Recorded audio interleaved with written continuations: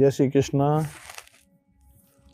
आप सभी भक्तों के हृदय में बैठे हुए मैं भगवान को वंदन और प्रणाम करता हूँ। आप जिसमें हम उत्पन्ना एकादशी की व्रत कथा सुन रहे हैं वो आप सुन लीजिएगा। उत्पन्ना एकादशी वह एकादशी है जब से 11 माह प्रकट हुई है। एकादशी मैया बद्रीनाथ में प्रकट हुई है। कितना सुंदर लिखा है, केदारे चौदकम पीता पुनर्जन्म विद्यते। भगवान श्री कृष्ण कह रहे हैं, कहते हैं कि केदार खंड में, केदारनाथ में गौरी कुंड का जल पीने से जैसे किसी का पुनर्जन्म नहीं होता, लोगों का उद्धार हो जाता है। तथा च एकादशी पार्थ गर्भवास चयन करी। उसी प्रकार से 11 का व्रत करने से लोगों को गर्भ में नहीं जाना पड़ता, लोगों का कल्याण हो जाता है। फिर भगवान कहते हैं, गौ सहस्रेण पुण्यम दत्ता वेदांत पारगे। 1000 गौ माता का गोदान करने से इतने पुण्य की प्राप्ति होती है, उससे भी और 10 गुना ज्यादा। तस्मात् सतगुणम पुण्यम एकादशाम उपावासिनः। कहते हैं उससे भी 10 गुना ज्यादा। 1000 × 10 आप कर लेना तो कितना हो गया, 10,000 गुना ज्यादा ये हो गया। तो इसमें तो तस्मा सतगुणम लिखा हुआ है, तो 100 गुना ज्यादा यानी 1,00,000 गुना ज्यादा 11 का व्रत का महात्म्य, यानी गोदान से भी बढ़ करके एकादशी की महिमा, उसका इतना बड़ा वर्णन किया गया। ते नरा पुण्य कर्माणु ये भक्त हरि पूजा का एकादशी व्रत शापी पुण्य संख्यान विद्यते। आपने भगवान की पूजा की है, वह उसका कितना गुना फल है इसकी गिनती की जा सकती है, लेकिन जिन्होंने 11 का व्रत किया है तो उसका पुण्य कितना गुना है ये इसकी गिनती नहीं की जा सकती, ऐसा भगवान कहते हैं। एकादशी का जो पुण्य होता है वह देवताओं के लिए भी अत्यंत दुर्लभ है, ये वर्णन किया गया। तीर्थ दान तथा नियम तब तक गर्जना करते हैं जब तक मनुष्य एकादशी का व्रत नहीं करता।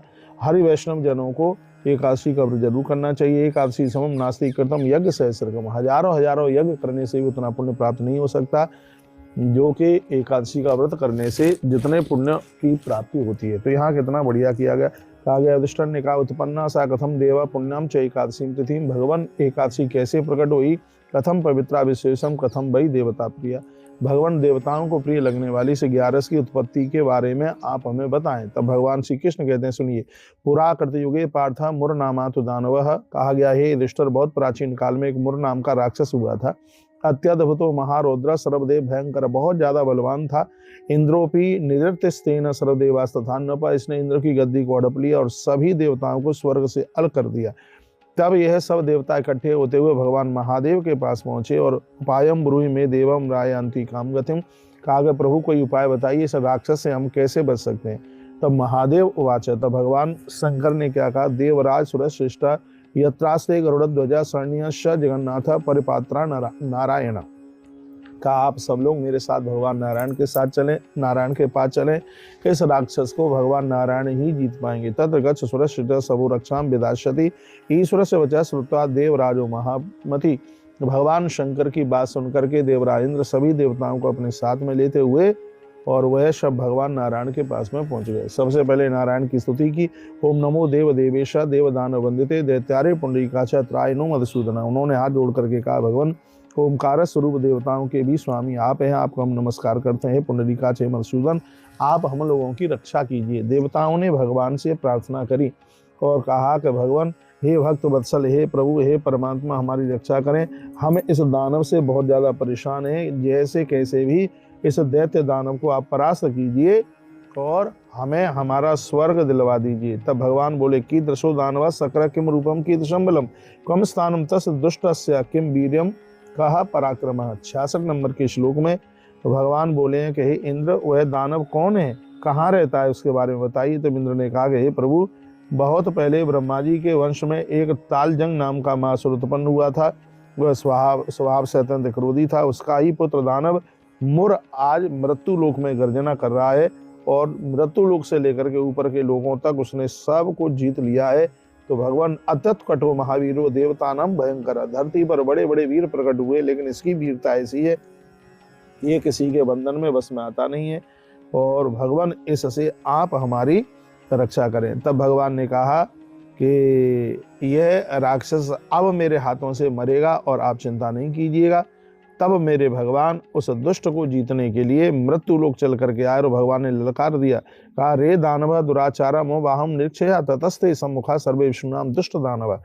अरे पापी, तुझे पता नहीं है कि तेरे सामने विष्णु खड़ा हुआ है, विष्णु के सम्मुख तो आ गया है। भगवान के दिव्य बाणों से मारे जा करके भी वह भयभीत नहीं हो रहा था। भगवान ने इसके ऊपर बहुत बाण चलाए, लेकिन ये कैसे भी मरने में नहीं आ रहा था।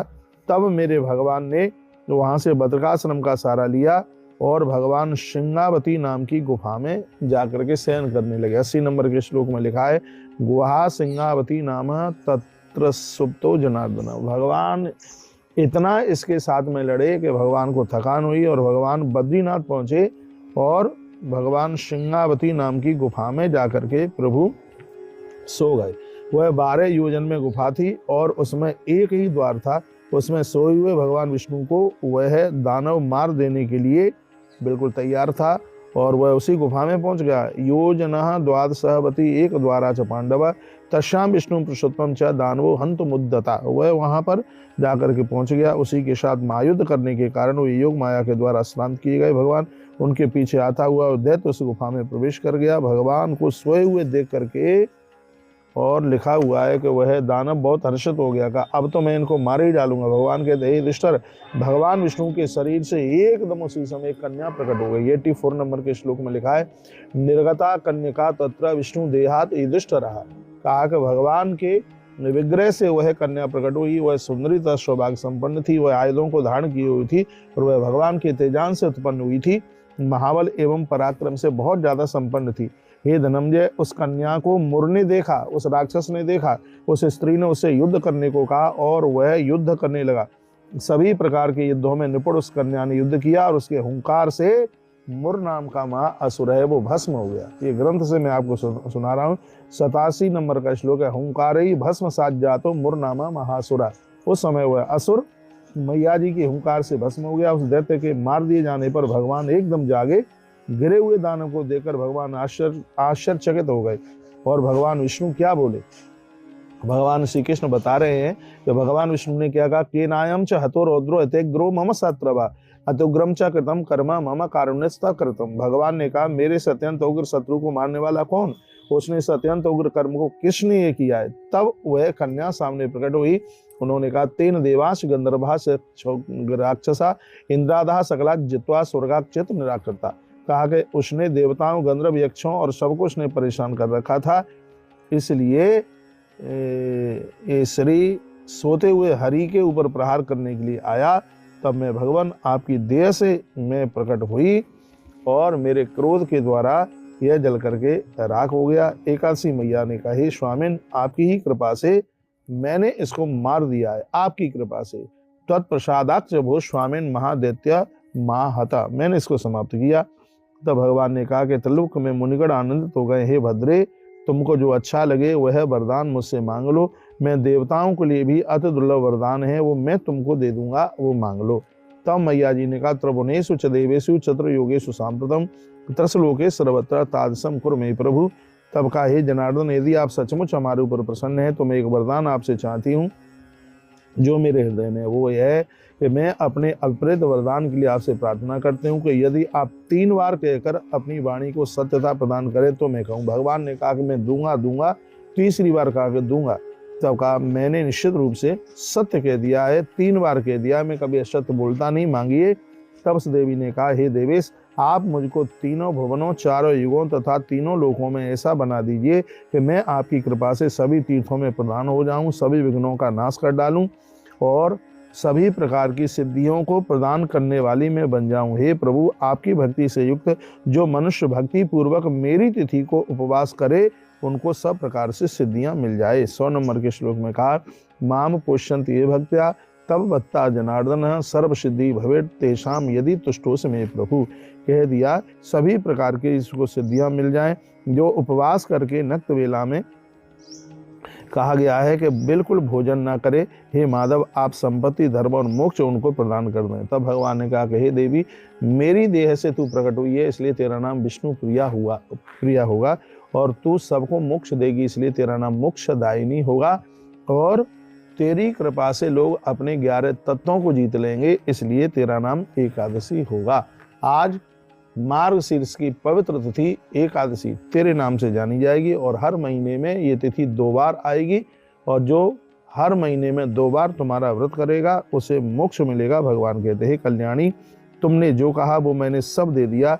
तुम लोगों के भक्तों के सभी मनोरथों को पूर्ण करोगी और मेरी अतिशय तुम प्रिया होगी, इसलिए तुमको लोग विष्णु प्रिया के नाम से तुम्हें लोग जानेंगे। मैं अपनी शक्ति तुम्हें देता हूँ। एकादशी व्रत करने वाले मेरी पूजा करेंगे और मुक्ति प्राप्त करेंगे, इसमें कोई संदेह नहीं है। भगवान कहते हैं जो एकादशी का व्रत करेंगे मेरी संपूर्ण पूजा का फल उन्हें प्राप्त हो जाएगा। तो आम च शक्ति महम मन्या एकादशी व्रतस्तथा मम पूजाम करिष्यन्ति मोक्ष गास्ते न संशया। उनको मोक्ष मिलेगा, इसमें कोई भी किसी भी प्रकार की संशय वाली बात नहीं है। ये हमने वरदान आपको दे दिया। तत्पश्चात देखिए कहा गया है कि यह एकादशी बड़ी अद्भुत है और ये एकादशी समम नास्ति व्रतम पाप प्रणाशनम। स्वयं भगवान कहते हैं कि पापों को समाप्त करने के लिए एकादशी से बड़ा कोई व्रत ही नहीं है। ब्रह्मत्यादि पापेभ्यो मुच्यते नाथ संशया विष्णु धर्म समम नास्ति गीतार्थम च नपुत्तमा। जैसे ग्रंथों में गीता को विशेष, देवताओं में नारायण, नदियों में गंगा, नर्मदा, यमुना को बहुत विशेष माना गया है, उसी प्रकार से व्रतों में एकादशी को बहुत विशेष माना गया है। एकादशी का व्रत संपूर्ण पापों को जलाने वाला होगा। यह अद्भुत बात व्रत कथा हमने आपको सुना दी है। और जो आप व्रत कर रहे हैं और एकादशी के दिन इस व्रत कथा को आपने सुना है, निश्चित रूप से हजारों गौ माता के गोदान करने का फल आपको प्राप्त होगा, इसमें बिल्कुल भी संशय वाली बात नहीं है। तो इस वीडियो की दक्षिणा यही है कि लोग इस व्रत कथा को सुन पाए। मैं तो कहूँगा आप व्रत नहीं करते हैं तो भी एकादशी के दिन 11 की व्रत कथा को आप जरूर सुनिएगा। और यह है हमने आज आपको कामधेनु रिसोर्ट, जो कि मां नर्मदा की परिक्रमा में स्थान पड़ता है, और वहीं से ये वीडियो हम आपके पास में भेज रहे हैं। इसको आप आगे भेजिए जिससे और भी लोग लाभान्वित हो सकें। तुलसी तपोवन यूट्यूब चैनल पर हर 15 दिन के बाद में एकादशी की व्रत कथा ये वीडियो आपके पास में पहुंचती है। और ये समझिए कि ये देखो मेरे सामने ग्रंथ है, पद्म पुराण है, और मैंने ग्रंथ से ही आपको श्लोकों का व्याख्यान करते हुए और ये कथा आपको सुनाई है। इस कथा को आप अपने मंदिर में घी का दिया जला करके मोबाइल चालू करके आप सुनेंगे तो निश्चित रूप से हजारों गौ माता के गोदान के बराबर, गोदान करने के बराबर आपको फल प्राप्त होगा। एकादशी का व्रत 3 दिन में पूरा होता है और मैंने पिछली वीडियो में वो सब बात बोल दी है। बहुत बहुत धन्यवाद आपके लिए। फिर एक बार कहूँगा, एकादशी समम नास्ति व्रतम पाप प्रणाशनम। पापों को जलाने के लिए एकादशी के व्रत से बड़ा कोई भी व्रत इस धरती पर दिखाई नहीं देता। बहुत बहुत धन्यवाद। एकादशी मैया की जय हो। पिछली वीडियो में हमने बोल दिया है 15 नवंबर को ही एकादशी है और आप 15 नवंबर दिन शनिवार को ही आप 11 का व्रत करें। अगली वीडियो में हम आपको